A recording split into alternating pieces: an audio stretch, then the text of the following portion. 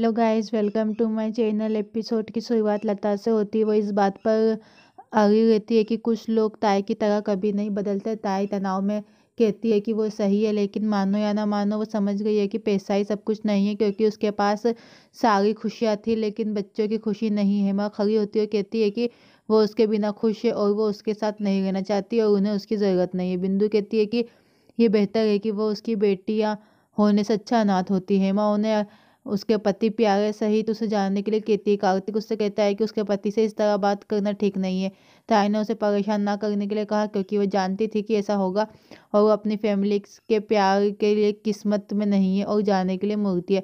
कार्तिक उसे ये कहते हुए रोकता है कि वो जानता है कि वो क्या है और क्या कर रहा है, और ये कि सभी को उसी के साथ रहना होगा। हेमा कहती है कि वो प्यारे को अपने कमरे में नहीं आने देगी और जल्दी से चली जाएगी। वो फिर तय करता है कि ताया और प्यारे आउट हाउस में होंगे।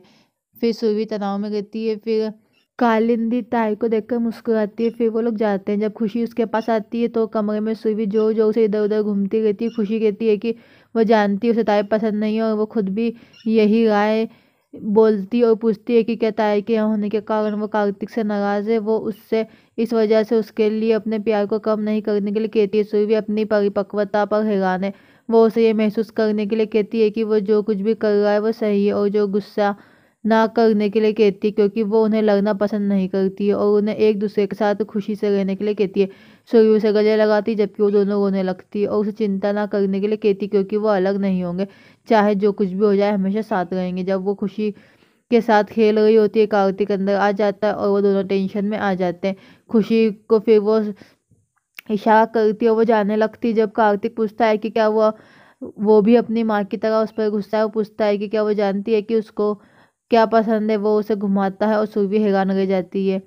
वो उसके पास आता है और उसे इस त्योहारी मौसम में खुशी को बनाए रखने के लिए कहता है। सुरभि की आंखें टेंशन में रहती है। वो उसे आश्वस्त करने की कोशिश करता है कि भले ही हर कोई उससे नाराज है, लेकिन ताई सच में क्षमा प्रार्थी है और एक नए पत्ते पर बदलाव गया है और अब कुछ भी गलत नहीं करेगा। फिर सुरभि उससे पूछती है कि कौन गारंटी लेगा कि ताई फैमिली के बाकी के सदस्यों के लिए घातक ना बने। वो कहती है कि ताई कभी नहीं बदल सकती और वो दोनों इसे जानते हैं। वो तनाव में हो जाता है। वो कहता है कि जो कुछ हो रहा है वो ताई के कारण नहीं बल्कि किसी और की वजह से है और वो उसे ढूंढ लेगा। वो फिर खुशी को उछालने लगता है और उसके साथ खेलने लगता है। सुरभि उसे नीचे लाने के लिए कहती है क्योंकि वो बच्ची नहीं है। वो उसकी बात मानता है और उसे चिंता ना करने के लिए कहता है, क्योंकि इस बार कुछ भी गलत नहीं करेगा और कुछ भी गलत होने नहीं देगा। सुरभि टेंशन में रहती है। सुरभि किशोर से पूछती है कि अभी कौन आया है, अगर उन्हें कुछ मिला। वो कहता है कि अभी तो कुछ नहीं मिला है, लेकिन उसे भरोसा है कि जल्दी कुछ सबूत मिल जाएगा। वो फिर उसे खोया हुआ देखता है। किशोर पूछता है कि वो इतनी परेशान क्यों है। वो कार्तिक के अजीब और बदले हुए व्यवहार के बारे में बात करती है। वो कहता है कि वो नहीं जानता कि उस स्त्री ने उसके साथ क्या किया, उसके बाद वो क्या कर गया।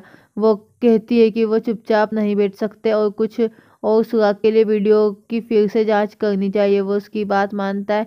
फिर वो वीडियो देखने लगते हैं और उन्हें कुछ भी नहीं मिलता। वो उससे कहता है कि जैसे सच्चाई सामने आएगी वो फिर टेंशन में आ जाए। वो कहती है कि उसे यही समझ नहीं आता कि कार्तिक ऐसा कैसे कर सकता है। वो उसे बताता है कि कार्तिक अभी उनके साथ नहीं है और टेंशन में रहती है। उनका कहना है कि किसी ने उनका मन मोह लिया है, जैसे कि कार्तिक ठीक था और वो किसी के साथ कुछ भी गलत नहीं करेगा और इसलिए उन्हें ताई वापस मिल गई।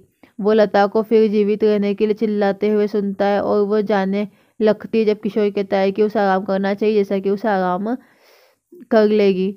फिर पूरे दिन वो टेंशन में रहती है।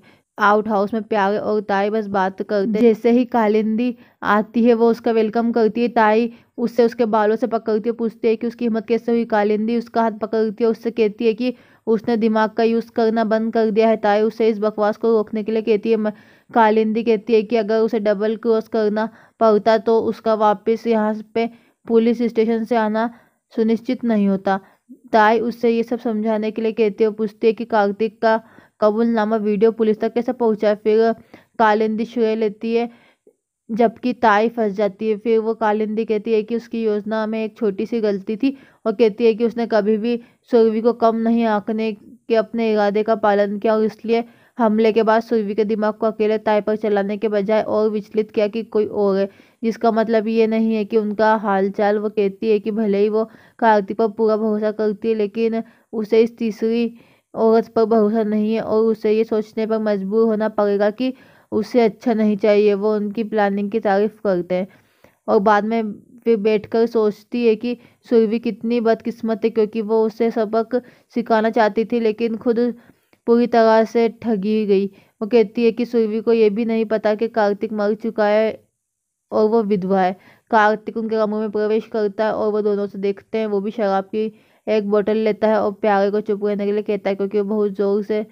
ताई कहती है कि वो कुछ भी गलत नहीं होने देंगे। वो उन्हें सतर्क रहने के लिए कहता है और बताता है कि सुरभि बहुत तेज है और उन्हें कठिन समय दे सकती है। महिला कहती है कि जब लता को पता ही नहीं चला कि ये आदमी कार्तिक नहीं है तो कोई और कैसे कर सकता है। ताई इस बात की पुष्टि करती है कि जब वो पहली बार उससे मिली थी तो वो भ्रमित हो गई थी और उसे पछने में कुछ समय लगा कि वो कार्तिक नहीं बल्कि उसका समान चेहरा कृष्ण है। वो सब मजे में।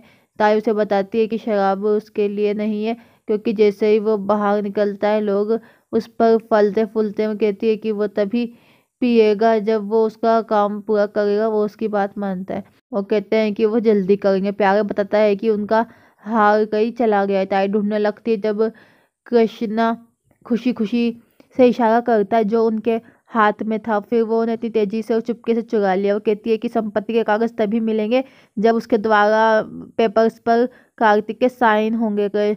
लेकिन कृष्णा कहता है कि उसकी आवश्यकता नहीं होगी, क्योंकि वो जो कुछ भी साइन करेगा वो कार्तिक बर्वे के साइन से निकल जाएगा। वो उलझे हुए रहते हैं। ताई फिर से उसकी योजना की तारीफ करती। जब वो बताता है कि वो क्या करना चाहता है, वो कहती है कि उन्हें संपत्ति तेजी प्राप्त करने की आवश्यकता है। जैसे ही सुरभि कमरे में आती है, बैंक से फोन आता है और कार्तिक के लिए उससे बात करने का अनुरोध करता है। सुरभि कॉल उठाती है और खुद को अपनी पत्नी के रूप में पहचानती है और पूछती है कि मामला क्या है। उसे पता चलता है कि कार्तिक ने साइन को बदलने के लिए एक आवेदन दायर किया है और औपचारिकताएं पूरी कर ली गई है और इसलिए वो अब बदले हुए साइन के साथ लेन देन के साथ आगे बढ़ सकते हैं और उसे सूचित करने के लिए कहता है।